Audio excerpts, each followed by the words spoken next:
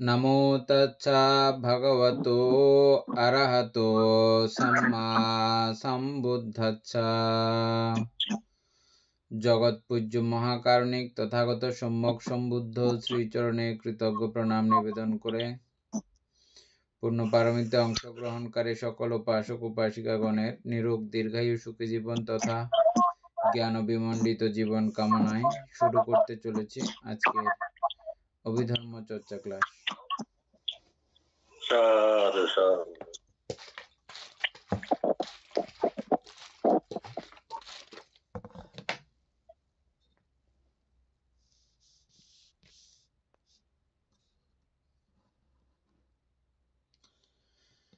দিবেন বাবু, আমাদের page number কত?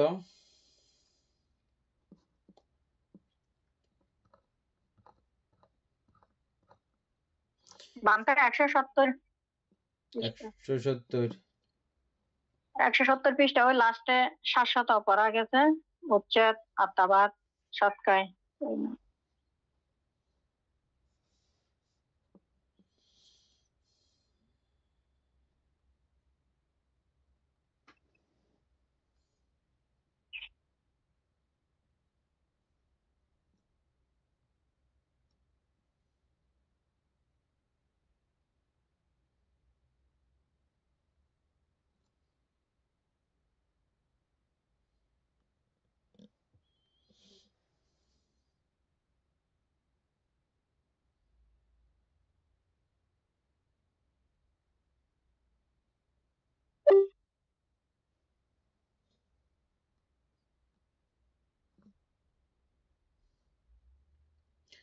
দিবেন বাবু, আগে উচ্ছেদবাদ সম্পর্কে আপনার মনে আছে?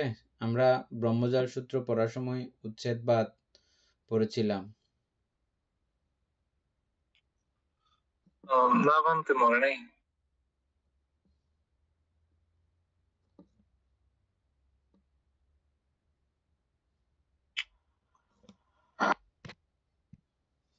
আবার বলেন। উচ্ছেদবাদ হচ্ছে মানে আমার এই জন্মই শেষ, এটা আমার অন্তিম জন্ম, আর জন্ম হবে না, এরকম একটা মনোভাব পোষণ করাই হচ্ছে উচ্ছেদবাদ। হ্যাঁ, এবং এটাকে কোনো কারণকে লক্ষ্য করে বলেছিলেন? যারা এই উপলক্ষ করেছেন বা এটা বলেছেন তারা কি কোনো নির্দিষ্ট বিষয়কে দেখে বলেছিলেন নাকি? এটা হচ্ছে বলতে ওই যে ব্রহ্ম মানে ব্রহ্মলোক থেকে আসা লোক, মানে আপনার এরকম একটা বিষয় জড়াইছিল আর কি, যে ক্লিয়ার মনেও নাই। এটা একটা আপনি উদাহরণ দিচ্ছিলেন বলতে, আমার ক্লিয়ার মনে পড়তেছে না এখন। যে বিশেষ করে ব্রাহ্মণ্যবাদের মধ্যে এই জিনিসটা বেশি থাকে। তাদের যারা মানে বিভিন্ন জায়গায় কতগুলো গানতে ইয়ে থাকে না হিন্দুদের, ওই যে আপনার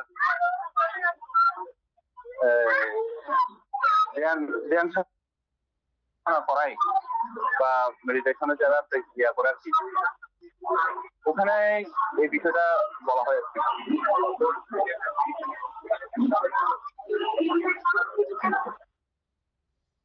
বানতে বন্ধ না মঙ্গল।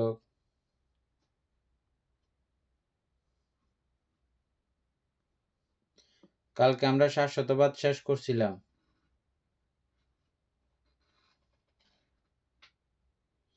শাশ্বতবাদ কেন মিথ্যা দৃষ্টি, এটাও আমরা কালকে আলোচনা করছিলাম।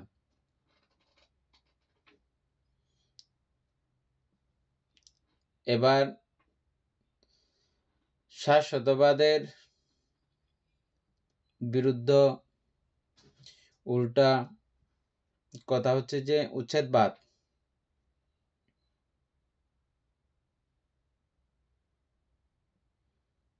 বা শাশ্বত নয়, অশাশ্বত। এই কথাটার মানে হচ্ছে যে, এনে বলো আগে।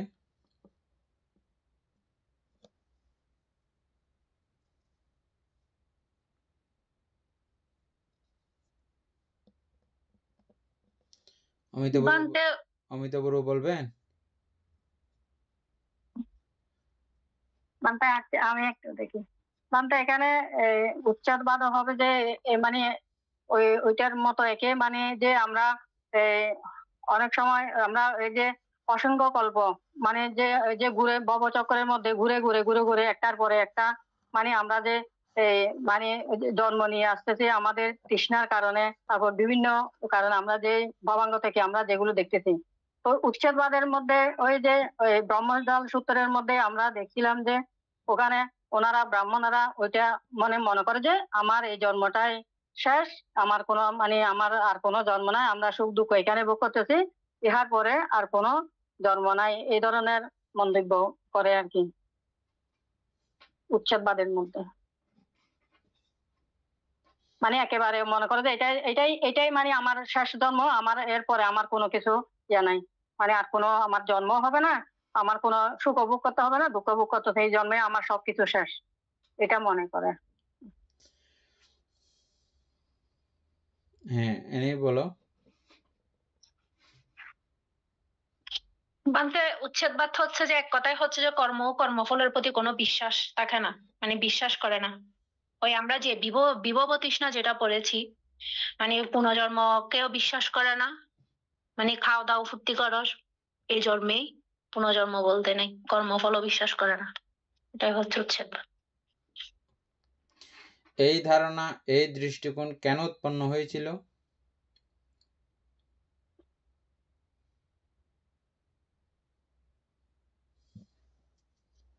বলতে এটা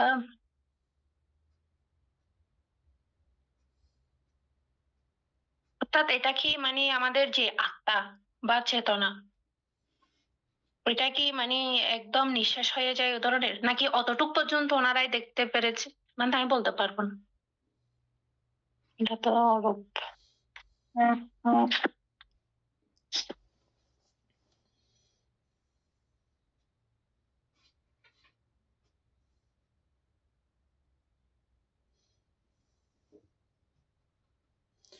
আমরা অনেক রকমই পড়েছি, অনেক বিষয় ছিল, আমি জাস্ট আপনাদের বোঝার জন্য সংক্ষিপ্তভাবে আলোচনা করব। বিশেষ বিশেষ কারণে এই ধারণা, এই মতবৃত্তি উৎপন্ন হয়ে যায়।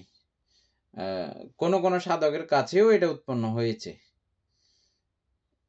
সাধকের এই সমত পর্যায়ে ধ্যান বা প্রথম ধ্যান আদি যে লাভ করেছেন সেটা মিথ্যা নয়, লাভ করেছেন এবং তিনি দেখেছেন, দেখেই এমন উক্তি তিনি করেছেন, এমন ব্যক্তিও আছে।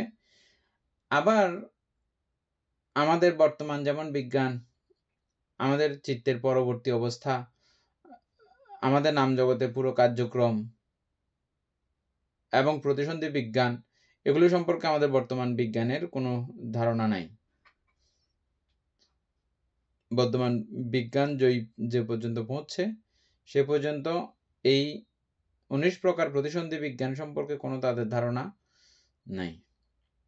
ঠিক ওই জাতীয় মনস্তাত্ত্বিক, ওই জাতীয় চিন্তা চেতনার মানুষ তৎকালীন সময়েও ছিল, বিতর্ক করতেন, কোনো কিছু নিয়ে আলোচনা করতেন, গবেষণা করতেন এবং যেটা সত্যি চোখে দেখতেন সেগুলোই মানতেন, এর বাইরে কিছু আর মানতেন না। তো মৃত্যুর পরে কাউকেই এরকম কোনো কিছু প্রমাণ দেখাতে পারতো না বলে, দেখতো না বলে তারা সেটাকে মানতেন না। এরকমও কিছু একদল ব্যক্তি আছে। আমি শুধু এখানে সাধকীয় লাইনের মানুষ, সাধনা করেছেন যারা, তারা তো সত্যি বলেন, মিথ্যা তাদের বলা শোভা পায় না, আর মিথ্যা বললে তাদের সাধনা সিদ্ধিও নষ্ট হয়ে যায়, এটা তো সবাই জানেন। সমত ভাবনার পর্যায়ে যারা উন্নীত হন তাদের পঞ্চশীল ভঙ্গ হইলে মাত্র তাদের সাধনা নষ্ট হয়ে যায়, থাকে না, সেজন্য তাদের পঞ্চশীল তারা ভঙ্গ করেন না, ভাঙেন না। সুতরাং তারা যেটা বলেছেন তারা দেখেই সত্যি বলতেছেন, তবে এই সত্যির উপরেও সত্যি থাকে, সত্যি আছে, যেটা তারা দেখে নাই, জানে নাই। এমন উদাহরণস্বরূপ আমরা অসঙ্গ সত্য প্রত্যেকে আমরা এখন বুঝি, জানি, আমরা পড়েছি, বারবার আলোচনা করেছি অসঙ্গ সত্য সম্পর্কে, মনে আছে?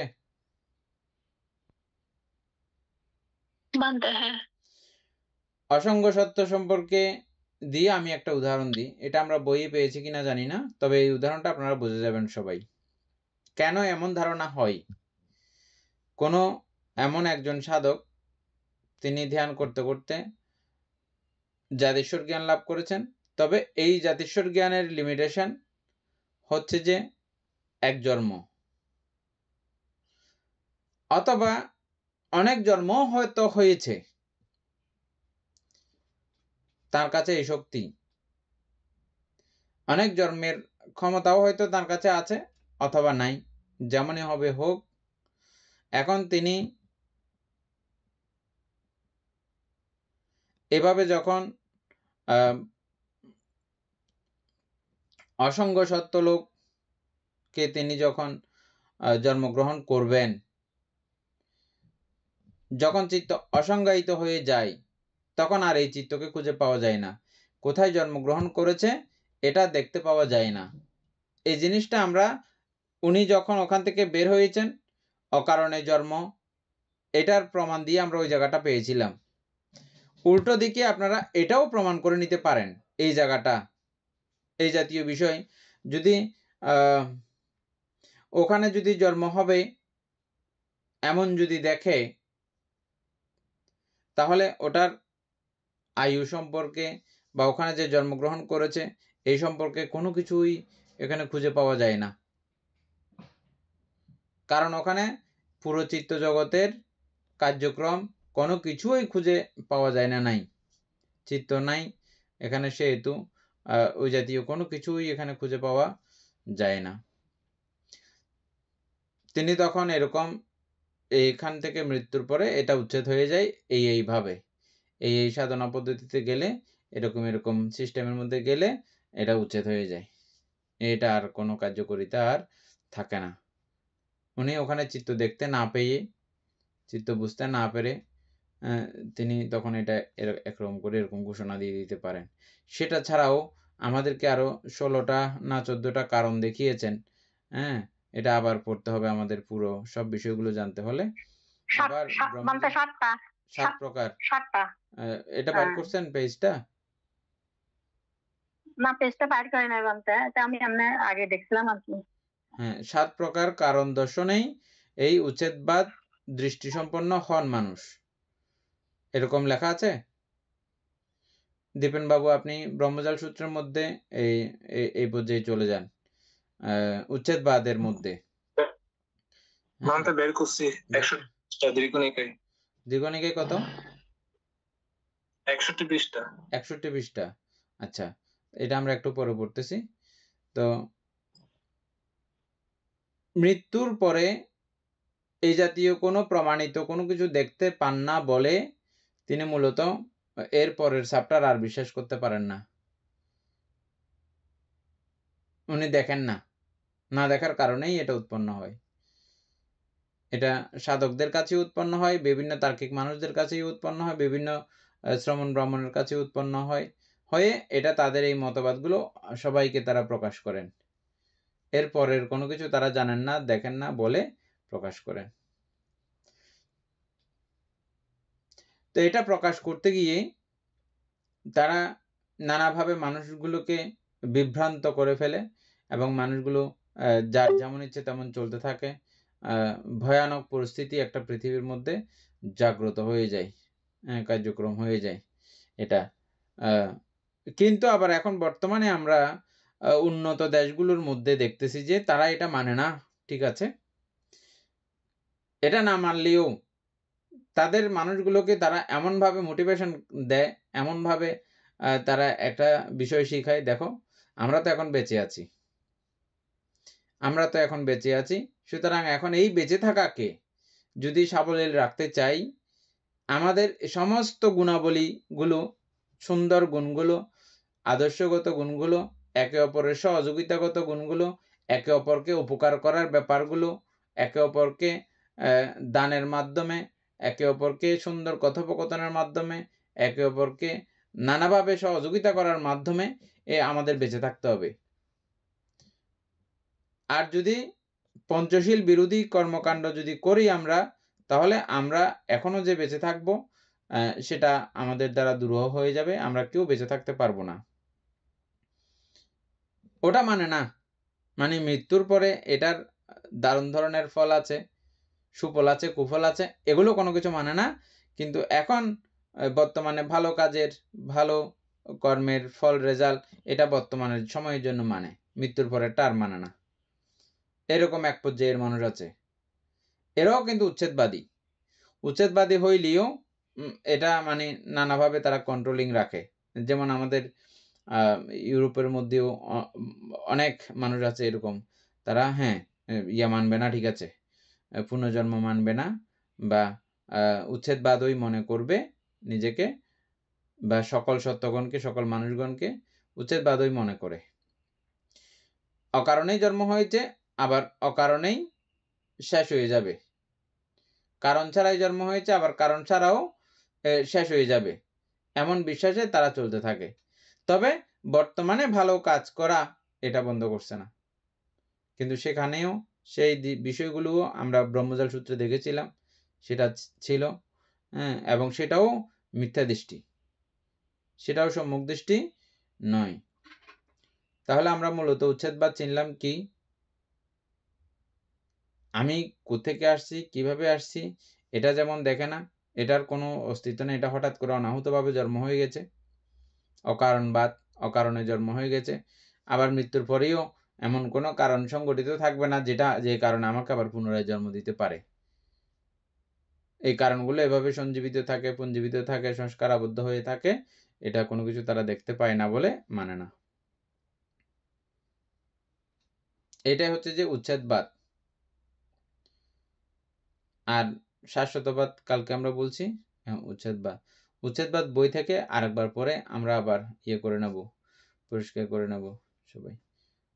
দীপেন বাবু পড়েন।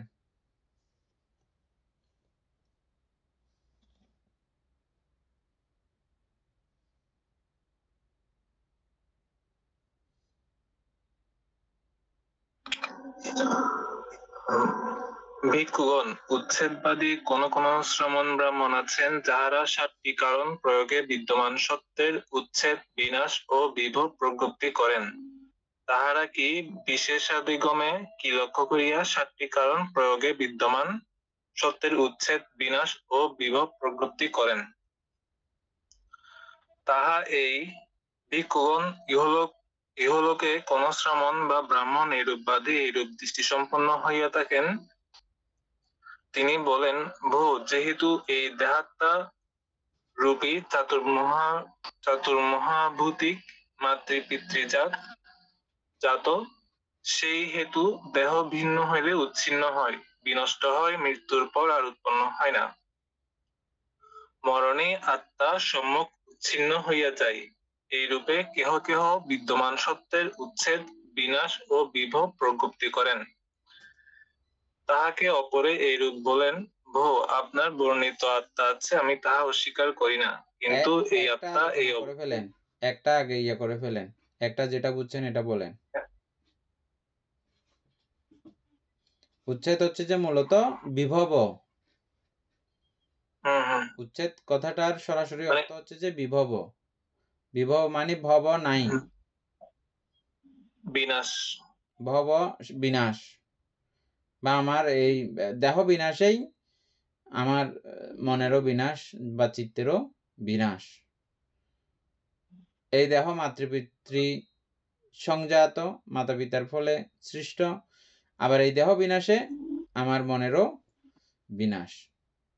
এর পর্যন্ত এদের এই ধারণা। এটা প্রথমটা না? দ্বিতীয়টা এটা কত পৃষ্ঠাতে দেখবেন? এটা হচ্ছে দীর্ঘনিকায়ের 61তম পৃষ্ঠা।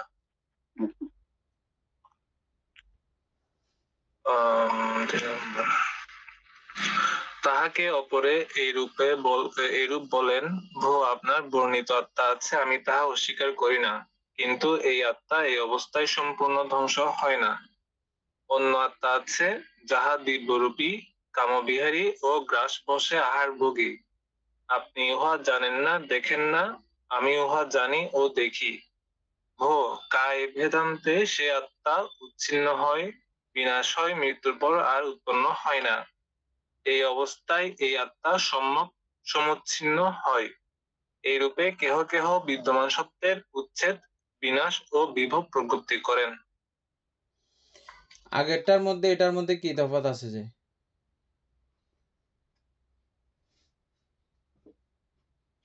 এনে আগেরটার মধ্যে এই কথার সঙ্গে কোনো তফাৎ দেখেছো? বানতে ওখানে আরেকটা নিজস্ব আত্মা আছে বলছে, ওরকম ধারণা করতেছে। আগেরটা বলছে যে পিতৃমাতৃত কারণে, আর হচ্ছে যে চারিভৌতিক কারণে, মানে ওনার হয় এবং ওই শেষও হয় যে ওভাবেই চারিভৌতিকের যার সাথে যখন মিশে যায় তখন সব শেষ। আর এখানে বলছে যে এর বাইরেও আরেকটা আত্মা আছে। ওইটা অবশ্য উনি ওইটা দেখতে পেয়েছেন, এবং সেটা শেষ হয় কখন? একেবারে যখন ওনার মৃত্যু হয়। হ্যাঁ, মৃত্যুর সঙ্গে সঙ্গে ওটাও শেষ। তাহলে এই দুই কথার মধ্যে তেমন কোনো ব্যবধান নাই।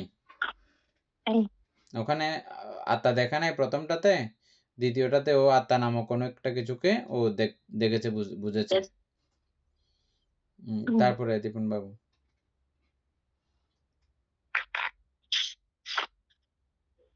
87 নম্বর গো। তাহাকে অপরে এইরূপ বলেন, ভো আপনার বর্ণিত আত্মা আছে, আমি তাহা অস্বীকার করি না, কিন্তু ওই অবস্থায় এই আত্মা সম্যক সমুচ্ছিন্ন হয় না। অন্য আত্মা আছে যাহা দিব্যরূপী, মনোময়, সর্বাঙ্গ প্রত্যঙ্গ সম্পন্ন, পরিপূর্ণেন্দ্রিয়, তাহা আপনি দেখিতে পান না, জানিতেও পারেন না। তাহা আমি জানি এবং দেখিতেও পাইতেছি। ও কায় বেদান্তে সে আত্মা উচ্ছিন্ন হয়, বিনাশ হয়, মৃত্যুর পর আর উৎপন্ন হয় না। ওই অবস্থায় এই আত্মা সম্যক সমুচ্ছিন্ন হয়। এই রূপে কেহ কেহ বিদ্যমান সত্যের উচ্ছেদ, বিনাশ ও বিভব প্রকৃতি করিয়া থাকেন। এনে কি বুঝছো এখানে?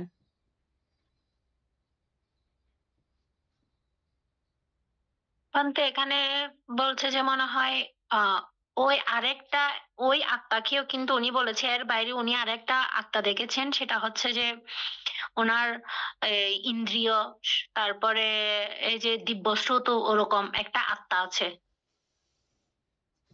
তো সেটাও দিব্য সেটা ওই যে মানে দেবলোক উৎপন্ন হয়েছে, সেখানের পরে আর তিনি দেখতে পান না। উত্তর পর্যন্ত দেখতে পারেন, ওর পরে ওটা শেষ, ওর পরে শেষ হয়, ও এক জন্ম পর্যন্ত দেখতে পারেন। ঠিক আছে? তো এক জন্ম সেটা দিব্য হয়েছে, দেবদেহ, ওটার পরে এটা বিনাশ হয়। এভাবে তিনি এটা দেখেছেন। তারপরে তাহাকে অপরে এইরূপ বলেন, ভো আপনার বর্ণিত আত্মা আছে, আমি তাহা অস্বীকার করি না, কিন্তু এই আত্মা ওইটুকু মাত্র সম্যক সমুচ্ছিন্ন হয় না। অন্য আত্মা আছে যাহা সর্বপ্রকারের রূপ সংজ্ঞা সম্যক অতিক্রম করিয়া প্রতীক সংজ্ঞার বিলয় করে নানাত্ব সংজ্ঞার মনস্কার পরিহার পূর্বক অনন্ত আকাশ বসে ভাবনা করে আকাশানন্তয়তন ভাবপ্রাপ্ত হয়। তাহা আপনি জানেন না, দেখিতেও পান না, তাহা আমি জানি এবং দেখি। সেই আত্মা সেখান হইতে কায়ভেদ বা মৃত্যু হইলে উচ্ছিন্ন হয়, বিনাশ হয়, মৃত্যুর পর আর উৎপন্ন হয় না। এতদূর আসিয়াই আত্মা সম্যক সমুচ্ছিন্ন হয়। এই রূপে কেহ কেহ বিদ্যমান সত্যের উচ্ছেদ, বিনাশ ও বিভব প্রচার করিয়া থাকেন। এনে কি বুঝছো? ভান্তে এখানে বলছে যে অর্থাৎ আরো একটা আত্মা আছে, ওনার আত্মাকেও কিন্তু উনি অস্বীকার করেন না। এর উপরে আরেকটা আত্মা উনি দেখতে পেয়েছেন, সেটা হচ্ছে যে ওই যে যেটা অরূপ ধ্যানের মাধ্যমে যিনি ওই যে শূন্য বা আকাশানন্তয়তন যেই চিত্রটা উৎপন্ন করে, তো ওইটাও হচ্ছে যে আত্মা, এবং ওইটাও সমুচ্ছিন্ন হয় কখন? যখন ওনার দেহ শেষ হয়ে যায় বা মৃত্যুবরণ করেন তখন। আমরা যেই বিভব যতটাকে মানি, কিন্তু এখানে বিভবের আরো আছে, পর্যায়ভেদ করা আছে। এক একজনের বিভব এক এক রকম। কেউ বলতেছে যে মনুষ্যলোক থেকে এটা শেষ, আবার কেউ বলতে শুধু মনুষ্যলোকে শেষ না, এটা দেবলোকে গিয়ে শেষ হচ্ছে, আবার কেউ বলতেছে এটা রূপবচর ব্রহ্মলোকে গিয়ে শেষ হচ্ছে, আর এখন যে বলতেছে ও বলতেছে আকাশ অনন্তায়তনে গিয়ে এটা সমুচ্ছিন্ন শেষ হচ্ছে। তুমি যেগুলো বলতেছো এগুলো খারাপ না, এগুলো ঠিক আছে, আমি মানতেছি, তবে এরপরেও আরো আছে।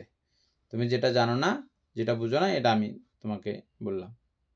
হ্যাঁ, ওর এই মত তিনি প্রকাশ করেছেন। এরপরে আর দেখতে পায় না, মানে ওখানে যেহেতু দেখতে পায় না, ও ধারণা করে বলে দিয়েছে যে আর নাই, এখানেই চিত্তের সমাপ্তি। তারপরে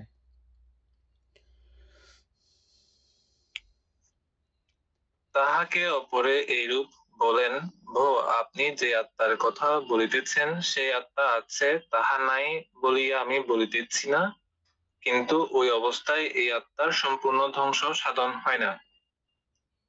সর্বতোভাবে আকাশ অনন্তায়তন সমতিক্রম করিয়া অনন্ত বিজ্ঞান বশে ভাবনা করে বিজ্ঞানান্ত আয়তন স্তর প্রাপ্ত অন্যাত্মা আছে। আপনি উহাকে জানেন না, দেখেন না, আমি উহাকে জানি ও দেখি। তাহা হইতে যখন ওর উপকায় ভিন্ন হয়, তখন এই আত্মা উচ্ছিন্ন হয়, বিনাশ হয়, মৃত্যুর পর আর উৎপন্ন হয় না।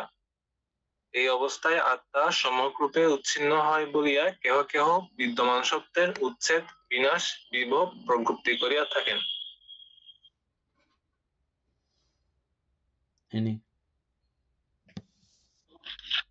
ভান্তে এরপর বলছে যে অর্থাৎ যে কথাটা আগে বলেছেন যে আত্মা, ওইটাকেও কিন্তু উনি বিশ্বাস মানে করেন নাই সেটা না, বিশ্বাস করেছে, কিন্তু এর উপরেও আরো অনেক কিছু, মানে আরো একটা আত্মা উনি দেখতে পেয়েছেন, সেটা হচ্ছে যে এই বিজ্ঞানানন্তায়তন।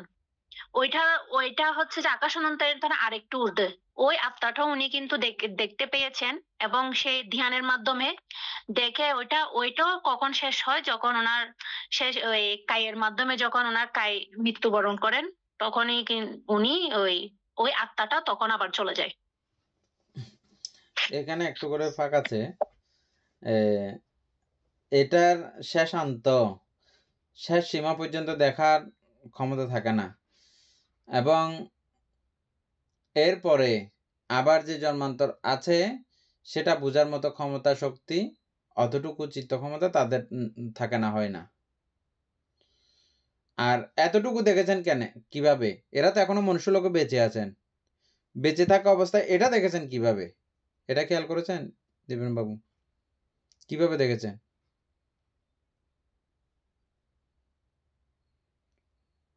নেক্সট জন্ম, এটা তো নেক্সট জন্মের কথা না, তো নেক্সট জন্ম তারা কিভাবে দেখলেন?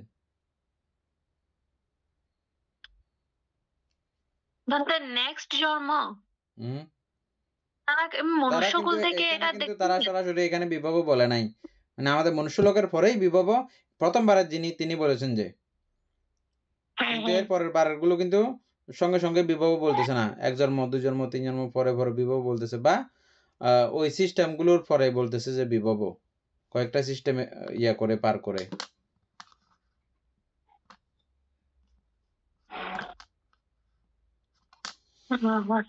বুঝা গেছে? তো তারা কিভাবে তারা এটা বুঝলো? কারণ ধ্যানের মাধ্যমে। যখন এই পর্যন্ত ধ্যান করে,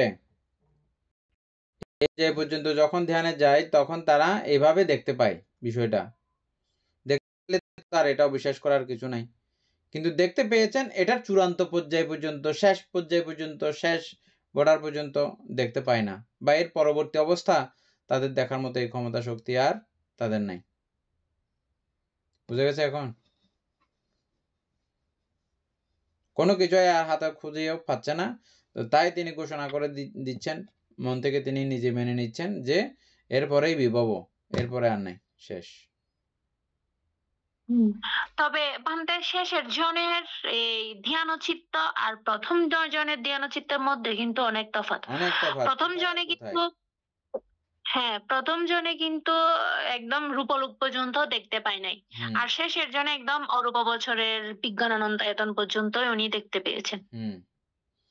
আর আগের গুলো তো কোনোটাকে অস্বীকার করা যায় নাই, আগের গুলো বলছে হ্যাঁ তোমাদের গুলো ঠিক আছে, কিন্তু তোমরা আমি আরেকটা দেখি যে এটা তোমরা দেখো না।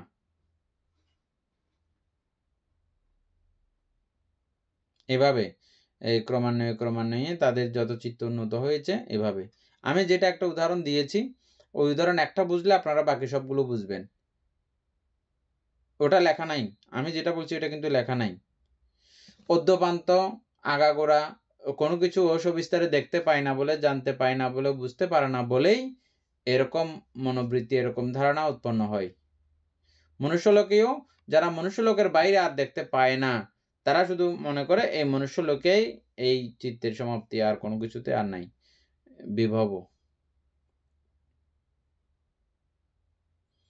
এটা আবার তৃষ্ণার অন্তর্গতও বলা হয়েছে। 3 প্রকারের তৃষ্ণা, কামতৃষ্ণা, ভবতৃষ্ণা, বিভব তৃষ্ণা।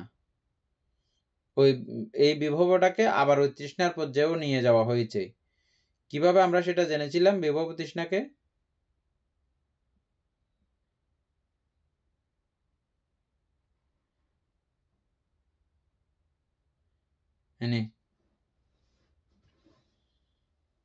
বানতে আমি বুঝতে পারি না কথাটা, আরেকবার বলেন তো। বিভব তৃষ্ণাকে আমরা কিভাবে জেনেছিলাম? বিভব তৃষ্ণাকে জেনেছি যে যেটা মানে ভব নাই আর, এক কথায় ওইটাই হচ্ছে যে বিভব, ভবের প্রতি কোনো বিশ্বাস নাই।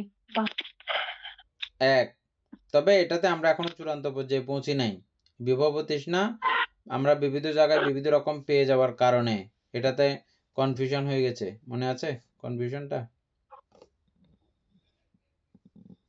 কনফিউশন যা আমরা, কারণ এটা এক এক জায়গায় সেটা এক এক রকম ভাবে দেখেছিলাম বিভবকে। কেউ বলছে যে মানে শুধু রূপলোক বা অরূপলোকের পরে আর কোনো জন্ম নাই বা কোনো ধরনের ইয়া নাই, ভব নাই, ওইটাই হচ্ছে বিভব তৃষ্ণা। আবার আরেকটাতে দেখেছি মানে মনুষ্য করে আর কোনো ভবই নেই, ভব শুধু একবারেই হয়, এরপর আর কোনো ভব নাই।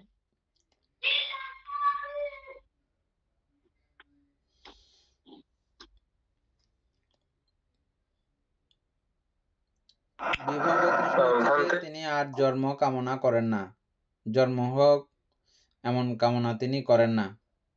তো ওইভাবে কামনা করাটাকেও উনার এটা মিথ্যা দৃষ্টি বা তৃষ্ণা। কারণ এভাবে কামনা করলেই এটা হয়ে যায় না। এই কামনাটা যখন আর্যাষ্টাঙ্গিক মার্গ প্রসূত হয় তখন সেটা ঠিক, সেটা বিভব তৃষ্ণার অন্তর্গত নয়, সেটা হচ্ছে নির্বাণ কামনা। আর যখন এটা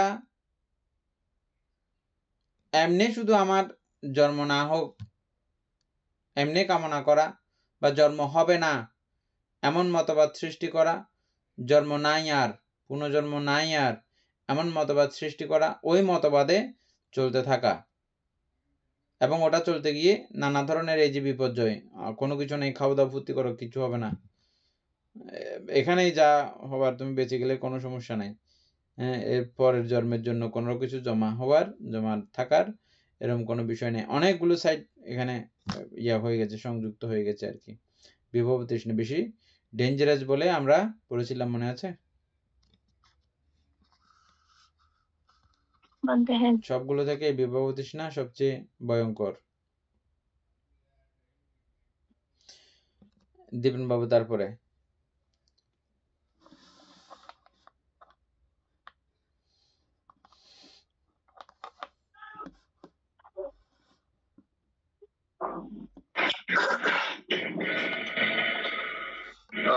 তাহাকে অপরে এইরূপ বলেন, বহু আপনার বর্ণিত আত্মা আছে, আমি তাহা অস্বীকার করি না, কিন্তু এই অবস্থায় আত্মা সম্মুখরূপে উচ্ছিন্ন হয় না।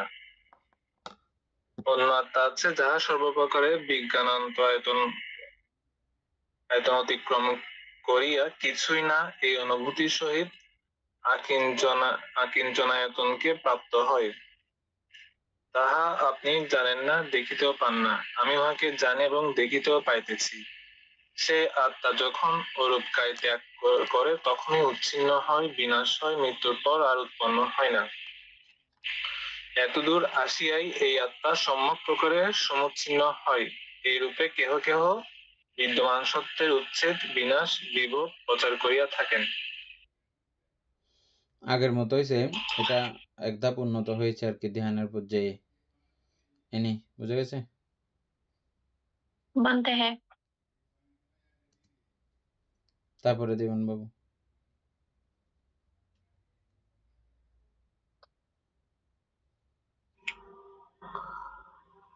তাহাকে অপরে এরূপ বলেন, ভো আপনার বর্ণিত আত্মা আছে, আমি তাহা অস্বীকার করি না, কিন্তু ওই অবস্থায় এই আত্মার সম্পূর্ণ ধ্বংস সাধন হয় না।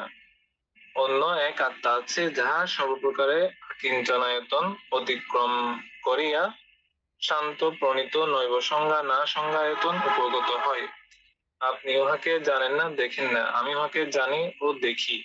সে আত্মা ওরূপ কায় ত্যাগ করিলে উচ্ছিন্ন হয়, বিনাশ হয়, মৃত্যুর পর আর উৎপন্ন হয় না। এতদূর আসিয়াই এই আত্মা সম্যকরূপে উচ্ছিন্ন হয়। এইরূপে কেহ কেহ বিদ্যমান সত্যের উচ্ছেদ, বিনাশ, বিভব প্রজ্ঞপ্তি করেন।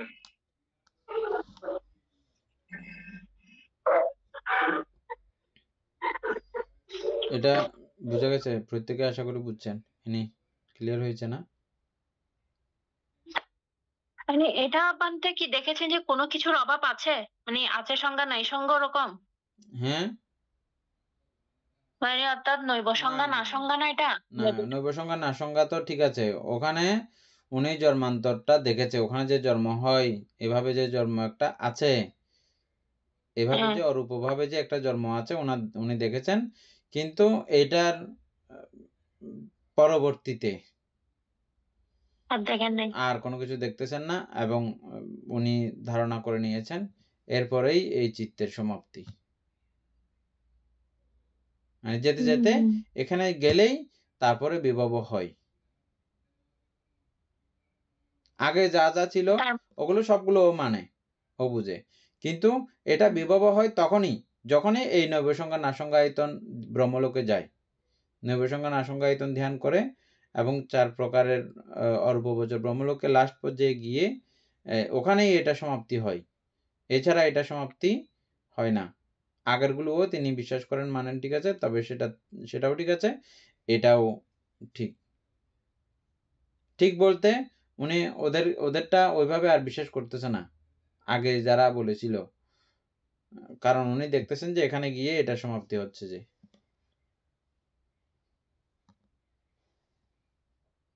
আর আগের দিনগুলা তো এগুলো আর বিশ্বাসও করবে না, কারণ না, ওনারা এগুলো তো তো অতটুকু ওখানে শেষ হচ্ছে না যে ও দেখে যাচ্ছে, হ্যাঁ, এ বুঝতেছে যে এই নৈব সংজ্ঞা নাসংজ্ঞায়তনে গিয়ে এটা সমাপ্তি হয়, এর আগে আর সমাপ্তির কোনো ব্যাপার নাই। যাই হোক, সর্বোপরি মূল কথা হচ্ছে যে এই বিভব হচ্ছে যে কি, মানে আর জন্ম নাই, জন্ম এখানে নিঃশেষ। এই দৃষ্টি, এই মতবাদকে বলা হয় উচ্ছেদবাদ, উচ্ছেদ দৃষ্টি। উচ্ছেদ হয়ে যায়, চিত্তের উচ্ছেদ। নানাভাবে এই ধারণাগুলো পোষণ করেছেন। আর আছে দীপেনবাবু এখানে? না এভান্তে শেষ হয়েছে। তারপরে ভান্তে এখানে যারা ওই চ্যাট জিপিটির মধ্যে কি আছে এটা একটু বাইর করে দেখবেন। হ্যাঁ, এর মধ্যে বাইর করে ফেলেন কি আছে দেখবো। তারপরে উপাসক জ্ঞানশ্রী সিংহ মনে হয় কিছু একটা বলতে চাইছিলেন।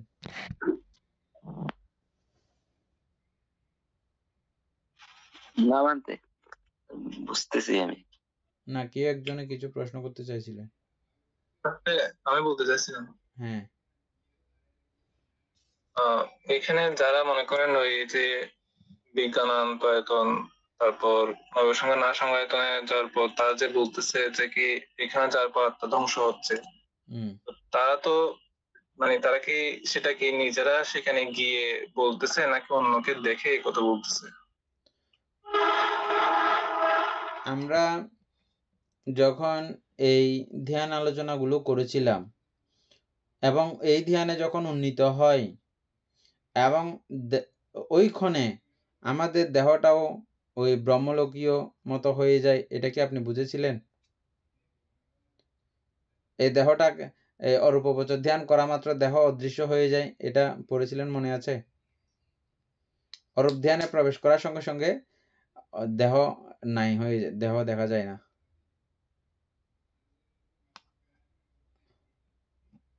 বুঝছেন?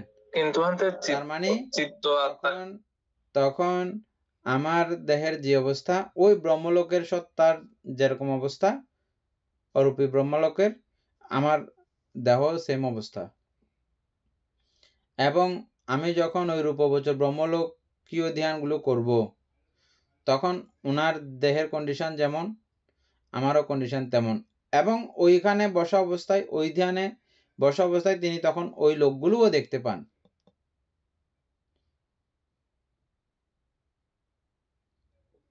মানে যে লেভেলের ধ্যান, ওই লেভেল পর্যন্ত তিনি দেখতে পান। এনে বোঝা গেছে? অর্থাৎ বলতে যদি যারা ওরূপ ধ্যান লাভী, তারা সেই লেভেলের ধ্যান লাভ করে, সেই লেভেলের যারা রয়েছে তাদেরকে দেখতে পান। তার মানে তারা এই যে মতবাদ যেটা বলতেছে সবাইকে, এটা হচ্ছে গিয়ে ওদেরকে দেখে বলতেছে। নিজের অস্তিত্বকে বিচার করেই এটা বলতেছে। আর যারা মনুষ্য লোক থেকেই শেষ হয়ে যাবে বলছিল, তারা কোনো কিছু দেখে নাই, কোনো কিছু বোঝে নাই, নানা ধরনের তার্কিকতার বশবর্তী হয়েও বলেছে, বা অন্যান্য জনের মতবাদগুলোকে তর্ক বিতর্ক করতে করতেও এই ধারণা হয়ে বলেছে। হ্যাঁ, এক একজন এক এক রকম করে এই ধারণা মতবাদগুলো সৃষ্টি করে, এবং এটা লোকসমাজে প্রচার করে, প্রকাশ করে, এবং সেটাকে স্থাপিতও করায় তাদের বাকশক্তিতার কারণে। কতগুলো মানুষ আছে না, কথার দ্বারা মিশাকে হাঁচা বানিয়ে ফেলে, গায়ের জোরে, কথার জোরে, এরকম আর কি, এরকমও আছে। নানাভাবে এরকম বিষয়টা সমাজে প্রচলিত হয়ে যায়। এখন যেমন বিশ্বের অনেকগুলো জায়গাতে, অনেকগুলো দেশের মধ্যে, উন্নত দেশের মধ্যে এই অবস্থার অন্তর্গত, এই উচ্ছেদ দৃষ্টিকোণের অন্তর্গত। এরা তো কিছুটা দূরে হলেও গেছে, কিন্তু এখন যেটা আছে মানে ইয়ার পরেই শেষ।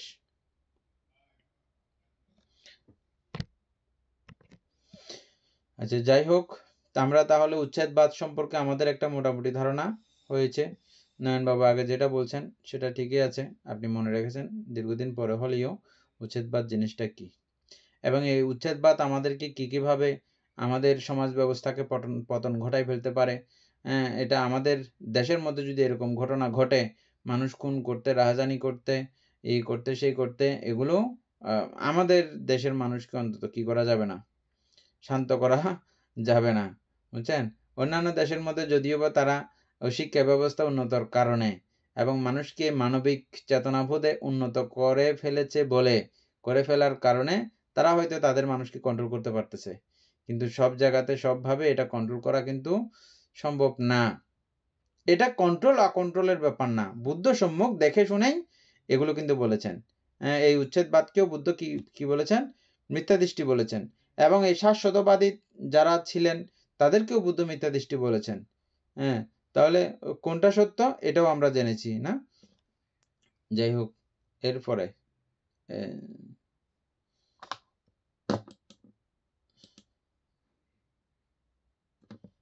এরপরে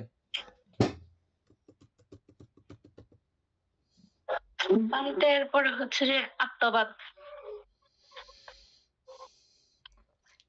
আত্মবাদ, শাশ্বতবাদ বিষয়টা একই।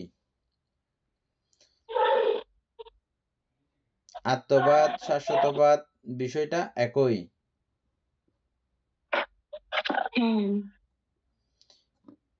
একই হইলেও নয়নবাবু জানা থাকলে বলেন। আত্মবাদ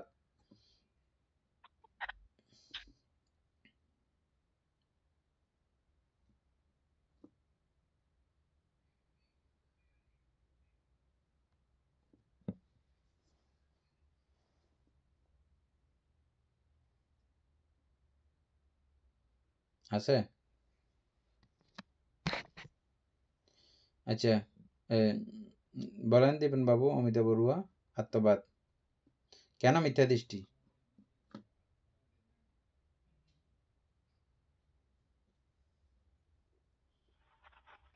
বলতে আত্মা তো মানে মানে আত্মা মনে করা, নিজেকে আত্মা মনে করা। আমরা আমি আমার রূপ, মানে আমার নাম, আমার, মানে আমরা এরকম করে বলি না, তো এইগুলো এটাকে আত্মাবাদ বলে।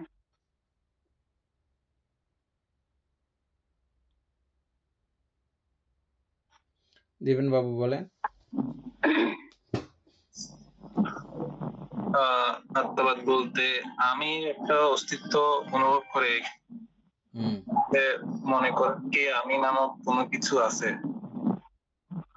তো কিন্তু আমরা কোনো মতে দেখতে পাচ্ছি যে আসলে আমি নামে কোনো কিছু নাই, এগুলো চিত্ত চৈতসিক এর সবগুলো একসাথে হয়ে এমন ভাবে এটা চলতেছে যে মনে হচ্ছে যেন আমি দেখতে পাচ্ছি, কিন্তু আসলে মানে অভিধানের মধ্যে সেটার কোনো অস্তিত্ব নেই।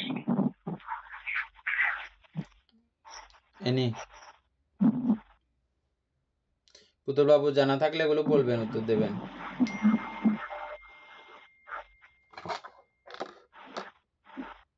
আমাদের আত্মবাদ হচ্ছে যে অর্থাৎ আমাদের এই যে নাম রূপকে সবসময় আমরা আমাদের আত্মা মনে করি, অর্থাৎ এই যে রূপটা আমার, তারপরে এই যে পঞ্চস্কন্ধ যেটা আমরা নাম রূপ বলি, তো এটাকে আমরা আমাদের আত্মা মনে করি, আমাদের দ্বারাই সেটা পরিচালিত হচ্ছে।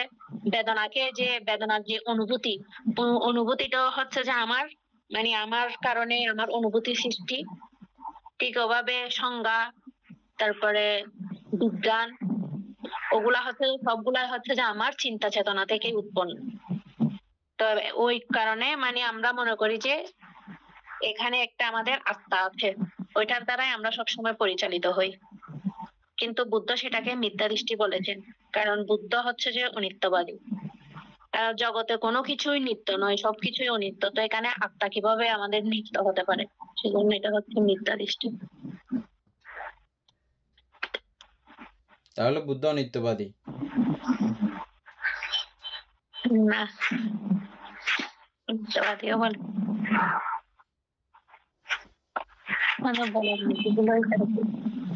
বলার মতো বলেছে, ঠিক আছে।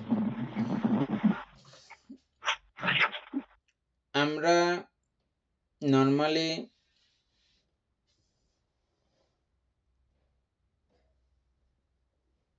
অমিতা বড়ুয়া যেটা বলছেন কথা ঠিক আছে, দীপেন বাবু যেটা বলছেন সেটা কথা ঠিক আছে, আমাদের এনি বড়ুয়া যেটা বলছে সেটাও ঠিক আছে, তবে এনি বড়ুয়াটা একটু গভীরে গেছে, ঠিক আছে। তবে অভিধর্ম যারা চর্চা করেন তাদের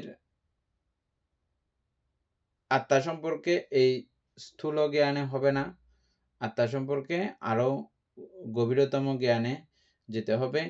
তবে এটা আপনাদের কোনো দোষ না, আমি সেভাবে জিনিসটা আপনাদের কাছে উপস্থাপন করতে পারতেছি না বলে আপনারা সেটা এখনো নিতে পারতেছেন না।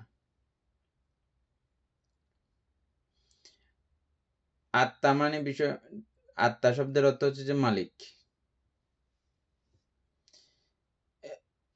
আমি, তোমার, তুমি, তোমাদের, এগুলো সব কথাগুলোতে আত্মা যুক্ত। আমি যখন বলছি যে এটা তোমাদের, তোমার, আপনাদের, এই কথাগুলোতে কি যুক্ত আছে? আত্মত্ব প্রকাশ পায়, মানে এই জায়গাটার মালিক, এই দেহটার মালিক, এই বিষয়টার মালিক, হ্যাঁ, এই কথাটাও মুখে বলেছে, এখানে এই সবগুলোর মধ্যে আত্মত্ব প্রকাশ পায়, মালিকানা প্রকাশ পায়। এটা আমাদের বাড়ি, এটা আমাদের গাড়ি, এটা তোমাদের বাড়ি, এটা তোমাদের গাড়ি, এটা তার বাড়ি, এটা তার গাড়ি, এই প্রত্যেকটা বিষয়ে ওই মানুষের বাড়ি বলেছি আমি, অন্যদের বাড়ি এটা, এই কথাতে আত্মত্ব প্রকাশ পেয়েছে। এনে বিষয়টা খুব ডিপ, অনেকবার আলোচনা করেছি, কিন্তু আমি ওই রকম উদাহরণ দেওয়ার যুক্তি উপমা আমার থেকে অত বুদ্ধি বিবেচনা নাই বিদায় আমি আপনাদেরকে এখনো সেটা বুঝাইতে পারতেছি না, যে বুঝছেন। আমার না, কিন্তু আমি বলছি যে এটা ওই অমুকদের বাড়ি, এখন আমি বললাম যে ওই কথাতে আত্মত্ব প্রকাশ পেয়েছে, মালিকানা প্রকাশ পেয়েছে, অমুকের বাড়ি বলেছি যে আমি, বুঝছেন?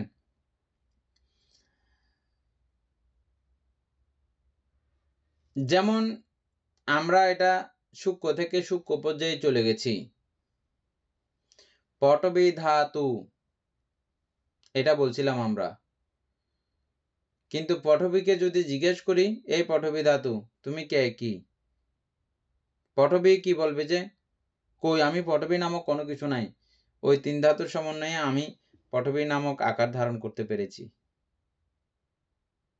ওগুলো সূক্ষ্ম কথা, এই স্থূল কথা। ওদের বাড়ি, ওদের গাড়ি, ওদের এমন, ওদের তেমন, ওর শরীর, ওর দেহ, এগুলো হচ্ছে যে স্থূল কথা, মোটা কথা, বুঝছেন? এগুলো থেকে আমরা এই বই পড়তে পড়তে এত সূক্ষ্মতম পর্যায়ে গেছি,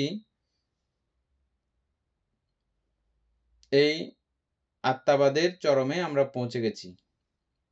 আত্মাবাদ বিষয়টাকে বুঝতে বুঝতে আমরা একেবারে খুব চরম পর্যায়ে পৌঁছে এখানে দেখছি যে কোনো কিছু আত্মত্ব প্রকাশ করতে পারে না, কোনো কিছুই মালিকত্ব প্রকাশ করতে পারে না, সেটা রূপে হোক বা নামে হোক। রূপে কেন প্রকাশ করতে পারতেছে না? রূপের চরম পর্যায়ের অবস্থা হচ্ছে চারি মহাভূত। চারি মহাভূতকে আমি আলাদা করে পার্সোনালি ডেকে ডেকে জিজ্ঞেস করলাম, কাকে? পঠবীকে, বায়ুকে, তেজকে এবং আপকে। ঠিক আছে? এই চারি অবস্থাকে আমি জিজ্ঞেস করলাম, চারি গুণাবলীকে, চারি ধাতবীয় গুণশক্তিকে আমি জিজ্ঞেস করলাম, তুমি পঠবী কি? ও তখন ও সম্পর্কে যদি ওর তিল পরিমাণও ধারণা থাকে, ও বলবে যে না, আমি পঠবী কখনো বলতে পারি না। আমার মধ্যে, আমার সঙ্গে আরও ওই 3 অবস্থা যুক্ত হয়েছে বলেই আমি পঠবী নামক আকার ধারণ করতে পেরেছি। আপও সেম কথা বলবে, ওই 3-এর অস্তিত্ব আমার সঙ্গে যুক্ত হয়েছে বলে আমি বায়ু নামক আকার ধারণ করতে পেরেছি, বায়ু ধাতু। সেম, চারিজনে একই কথা বলবে। তার মানে ওরা কেউ আত্মত্ব প্রকাশ করতে পারে না। আমি নিজে, আমি একটা কিছু, আমি একটা বিষয়, আমি পঠবী, একথা পঠবী কখনো বলতে পারে না। এটা কি বোঝা হয়েছে এই জায়গাটা? এটা না বুঝলে বারবার এগুলো বলবেন আপনারা। এখন যা উত্তর দিয়েছেন, বুঝছেন? বারবার এগুলো বলবেন। আর এগুলো বললে স্থূলভাবে থেকে যাবেন। সূক্ষ্ম থেকে সূক্ষ্ম পর্যায়ের গবেষণা এটা যেতে পারবেন না। এবং বিপাশানার চরম পর্যায় হচ্ছে যে নাম এবং রূপকে দেখা। রূপের চরমে আপনি গিয়ে চারি মহাধাতু এবং নামের চরমে গিয়ে সংস্কারের বিভাজন, চৈতসিকের বিভাজন, এগুলোই তো দেখবেন না। তাহলে এই চারি মহাভূতে যে জায়গায় তাদের স্বকীয়তা তারা প্রকাশ করতে পারতেছে না, তাদেরকে কেন্দ্র করে, তাদেরকে ভিত করে পুরো এই পৃথিবী হয়েছে, পুরো আমার এই দেহটা হয়েছে, জাগতিক যা কিছু আমি দেখতে পাচ্ছি সব কিছু এরকম করে দাঁড়িয়ে গেছে। ওগুলোকে কেন্দ্র করে ওরা কখনো অন্য কোনো বিষয়ে বলতে পারে আমি অমুক। তোমরা যাকে কেন্দ্র করে গঠিত হয়েছ, তারাই এখানে তাদের অস্তিত্ব স্বীকার করতেছে না। ওদিন একটা উদাহরণ দিয়েছিলাম কি,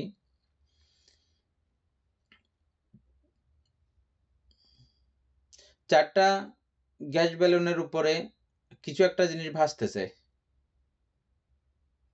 আকাশের উপরে, বুঝছেন? কতগুলো গ্যাস আছে না যেগুলো আকাশের মধ্যে ভেসে থাকে যে, তারপরে ওই গ্যাস বেলুনগুলো যদি ফুটা হয়ে যায়, ফুটে যায়, ওদের যদি কোনো অস্তিত্ব না থাকে, আর ওখানে বেশি আছে যে ও যদি তালিমালি করে এখানে হবে, ও যদি উড়ে থাকতে চায় থাকতে পারবে? ও তো পরে মরে যাবে বা পরে ভেঙে যাবে, ধ্বংস হয়ে যাবে। সুতরাং মূল 4 বিষয় যেগুলো, ওরাই তাদের অস্তিত্ব ছেড়ে দিয়েছে, তাদের আত্মত্ব ছেড়ে দিয়েছে। তাদেরকে জিজ্ঞেস করলে তারা এমনটাই বলতেছে।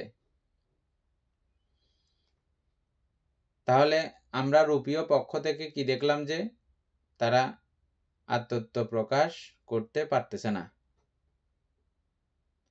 আর নাম জগতের মধ্যে সর্বচিত্ত সাধারণ চৈতসিককে আমরা একেবারে সূক্ষ্ম পর্যায় থেকে সূক্ষ্ম পর্যায়ে দেখেছি। ওদেরকেও যখন জিজ্ঞেস করি, হে জীবিত ইন্দ্রিয় বা হে বেদনা, তুমি বলো তো, তুমি কি বেদনা নামে তুমি নিজেকে প্রকাশ করতে পারো? ও সরাসরি বলে দেবে, কি বলে দেবে?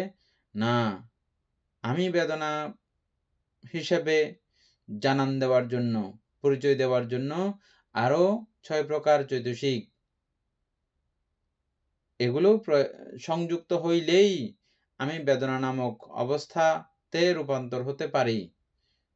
এইটা বিষয়ে আমি প্রমাণ করতে পারি, দেখাইতে পারি, বুঝাইতে পারি যে বেদনা নামক কোন একটা কিছু আছে।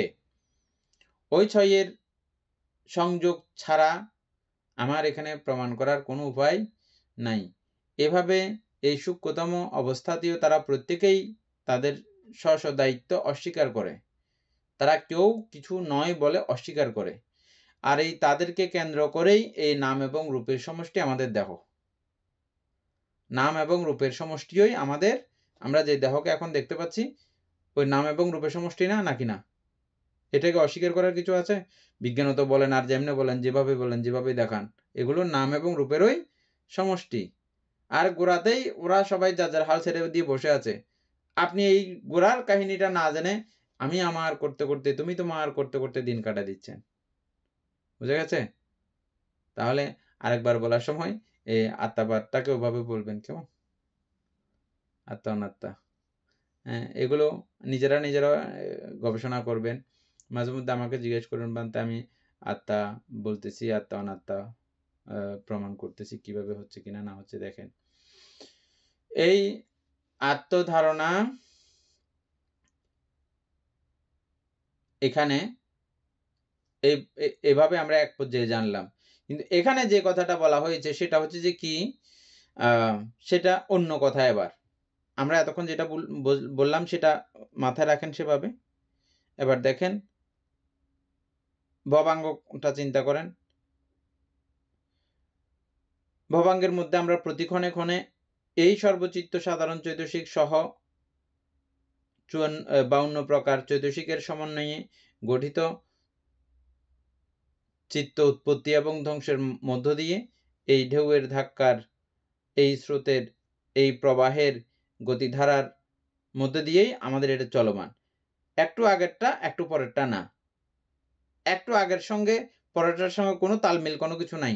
এটা সম্পূর্ণ আলাদা বিষয়, এর পরেরটা সম্পূর্ণ আলাদা বিষয়। এটা মরে গেলে ওটা সৃষ্টি হতে পারে, এই বিষয়টা আমরা দেখেছিলাম না? এটা মরে গেলে, এটার একেবারে অস্তিত্ব জলাঞ্জলি শেষ হয়ে গেলে এরপর এটা সৃষ্টি হতে পারে।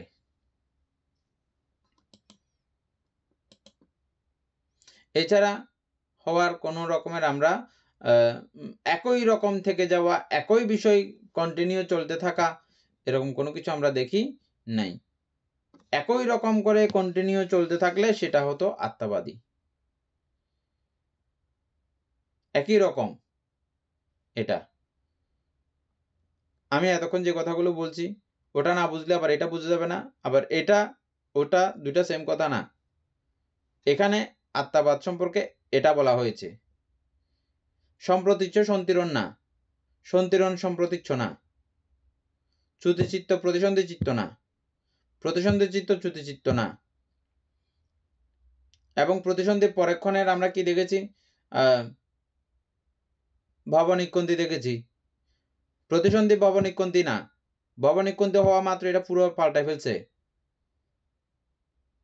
আমি এখন মনুষ্য অবস্থায় আছি, মনুষ্য অবস্থায় যে আমার কার্যক্রমগুলো যেমন ছিল, এর পরবর্তীতে আমি দেব বা ব্রহ্ম যেটাই হই না কেন, এর এখনকারটা তখনকারটা না, সঙ্গে সঙ্গে এটা পাল্টে গেছে, বদলে গেছে, এবং আমাদের সমস্ত রূপরেখা, সমস্ত কার্যসূচি সবকিছু পরিবর্তন হয়ে গেছে। এই পরিবর্তনটাকেই বলা হয়, পরিবর্তন হয় না এমন ধারণাকে বলা হয় আত্মাবাদ। আর পরিবর্তন হয়ে যায় এমন ধারণাকে কি বলা হয়? অনাত্মাবাদ। অনাত্মাবাদ। হ্যাঁ, তবে এটা পরিবর্তন হয়ে গেলেও এখান থেকে একটা রেশ থেকে যায়। এই জন্য সরাসরি বুদ্ধকে অনাত্মাবাদী বলা যায় না। বুঝে গেছে? এমনি কিন্তু আমরাও নিত্য দুঃখ অনাত্মা প্রমাণ করি, কিন্তু বুদ্ধকে অনাত্মাবাদী কেন বলা যায় না, এটা প্রশ্ন করলে কি উত্তর দিবে এনি?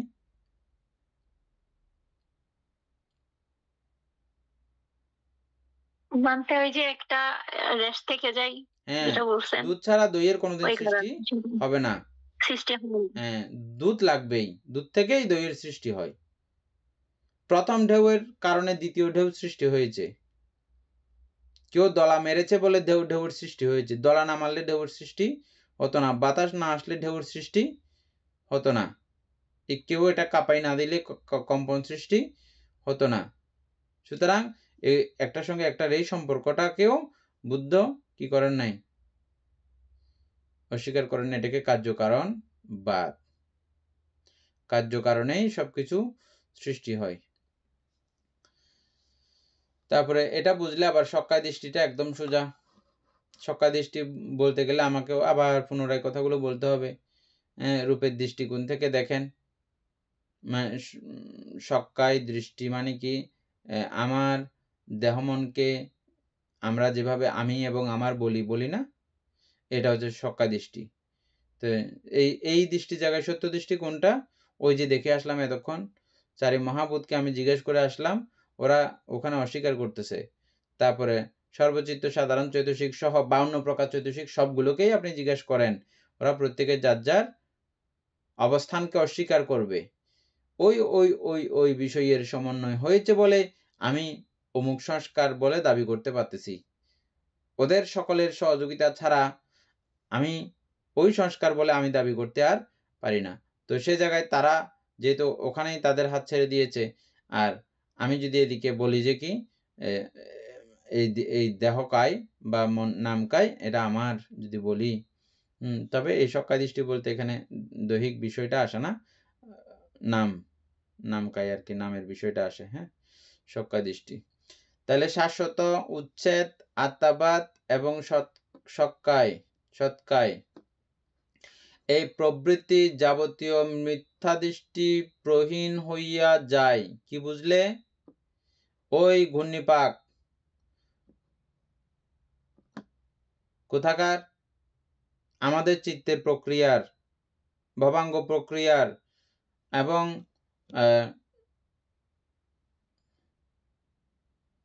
প্রতিক্ষণে ক্ষণে অতীত ভবাঙ্গ, চলন, উপচ্ছেদ সহ এই জাতীয় প্রত্যেকটা জায়গার মধ্যে, প্রত্যেকটা জায়গার কার্যক্রম, এটা করে মাত্র এটা শেষ, এটা করে মাত্র এটা শেষ, এই কার্যক্রমটা কেউ যদি বুঝে যায় হঠাৎ করে, তাহলে তার কাছ থেকে শাশ্বত দৃষ্টি, উচ্ছেদ দৃষ্টি, আত্মাবাদ দৃষ্টি, সক্কায় দৃষ্টি, এগুলো যাবতীয় মিথ্যা দৃষ্টিগুলো প্রহীন হয়ে যাবে।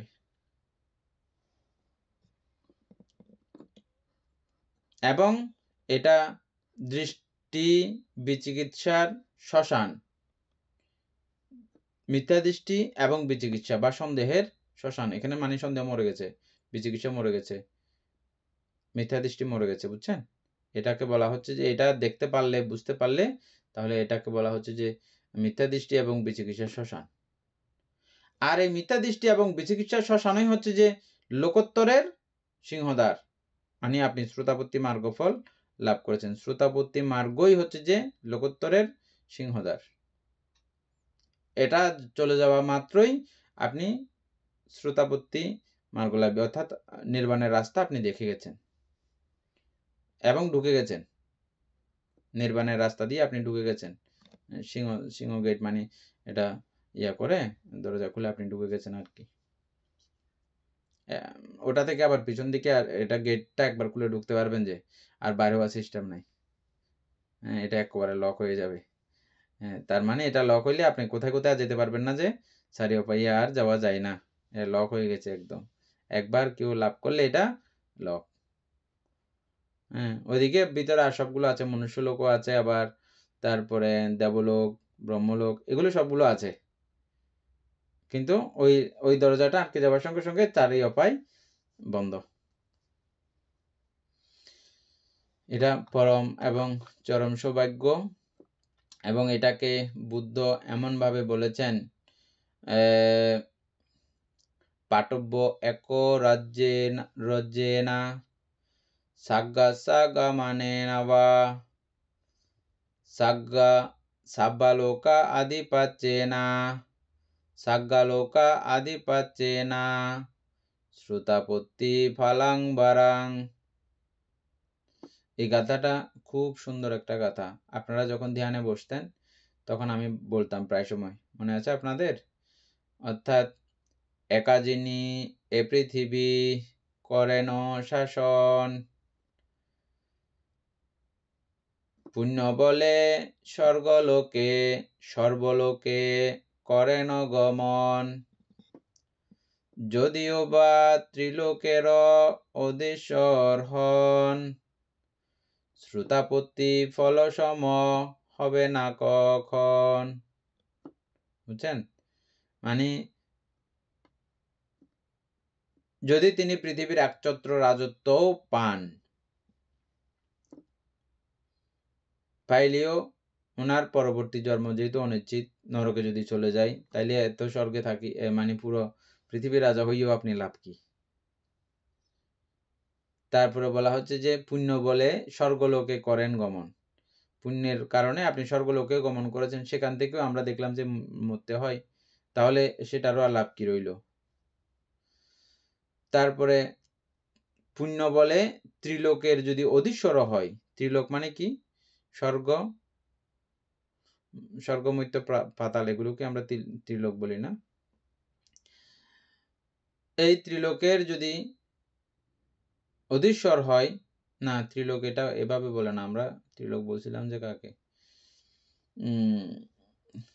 কামলোক, রূপলোক, অরূপলোক, এগুলোকে আমরা ত্রিলোক পড়ছিলাম। যে এই ত্রিলোকের অধীশ্বর হইলেও, এগুলোর থেকেও, অধীশ্বর মানে বুঝেন, কোনো চক্রবর্তী রাজা টাজা না, কোনো দেবরাজ ইন্দ্র না, কোনো মহাব্রহ্মা না, পুরো ত্রিলোকের রাজত্ব অধীশ্বর হইলেও এটা থেকেও শ্রেষ্ঠ হচ্ছে যে শ্রুতাপত্তি মার্গফল। কারণ ওই সমস্ত জায়গা থেকে কোথায় যাওয়া যায়? চারি উপায়ে যাওয়া যায়। কিন্তু শ্রুতাপত্তি মার্গ একবার যদি লাভ করে ফেলি, তাহলে আর চারি উপায়ে যেতে হয় না। তাহলে বিচার করলে কোনটা শ্রেষ্ঠ হলো? শ্রুতাপত্তি মার্গফল শ্রেষ্ঠ হলো। কঠিন কঠিন বলে বলে আমরা এটাকে অনেক দূরে ঠেলে দিই। কঠিনের কোনো কিছু এখানে নাই। মিথ্যা দৃষ্টি অপসারণ করা কত সোজা না? আমাদের পুরো দেহটা তৈরি নাম এবং রূপ দিয়ে, এর নাম এবং রূপকে ভালো করে আপনি চিনলেন, বুঝলেন, এদের কার্যপ্রণালী সুন্দর করে জানলেন, একটু করে চিন্তা ভাবনা করে সুন্দর সুন্দর করে এটা যদি পড়ে যান, তাহলে আপনি লৌকিকভাবে পার্থিবভাবেও এই দৃষ্টি অপসারণ করতে পারেন। এটা করলে মাত্র আপনার ধ্যান করা অতি সহজ হয়ে যাবে, অতি সহজ হয়ে যাবে, এবং জ্ঞানও তো আপনি সব কিছু এগুলো উত্তম রূপে দেখতে পাবেন। যাই হোক, আমাদের বিধি সংগ্রহের সংক্ষেপাত্মক বর্ণনা এখানে সমাপ্ত হয়ে গেল। আপনাদের সকলকেই ধন্যবাদ, কৃতজ্ঞতা। এটা আপনারা দ্বিতীয়বার পড়তে চেয়েছেন বলে আমরা এটা আবার পড়তে গিয়ে যে ধারণা, যে উপলব্ধি হয়েছে প্রথমবার, দ্বিতীয়বার, তৃতীয়বারে আমাদের যেমন উপলব্ধি ছিল না, এবার আবার পড়তে গিয়ে এটাতে আমাদের সেই উপলব্ধিগুলো হয়েছে। আমরা এই বিধি সম্পর্কে টোটালি তেমন কোনো ধারণা আমাদের হয়নি, হয়েছিল এনি? আর চিত্তবৃত্তির যে এই নামরূপ বোঝার জন্য, বিপাশনা বোঝার জন্য এত গুরুত্ববহ এই ধারণাও আমাদের ছিল না। ছিল কি? এটা না বুঝলে বিপাশনার চরম পর্যায় পর্যন্ত পৌঁছা যায় না, এই ধারণাও আমাদের কি ছিল না?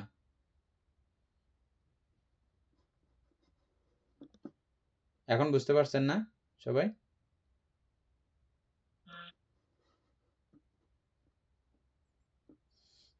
যারা বুঝতে পারেন নাই তারা হতাশ হবার কোনো কিছু নাই।